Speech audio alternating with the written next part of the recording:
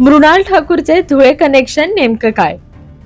आज बॉलिवूड मधील आघाडीची अभिनेत्री मृणाल ठाकूर अधूनमधून तिचे अहिराणी बोलण्याचे व्हिडिओ टाकून खानदेशी जनतेला प्रेमात पाडत असते. मृणाल ठाकूर मूळ धुळ्याची आहे, पण तिचे हेच धुळे कनेक्शन आज आम्ही सांगणार आहोत. मृणाल ठाकूरचे आजोळ हे धुळ्याचे असून तिचा जन्म धुळ्यात झाला आहे.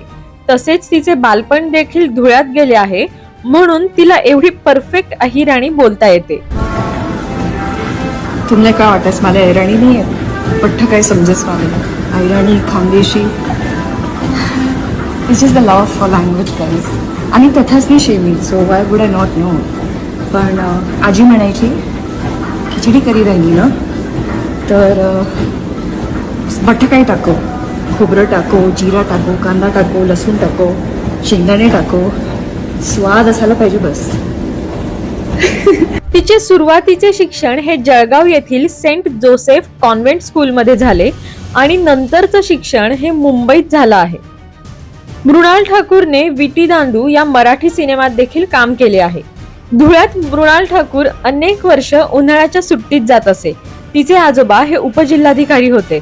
धुळे जिल्ह्यातील अनेक लोक आज जगात धुळ्याचे नाव मोठे करत आहेत, ही निश्चितच अभिमानाची बाब आहे.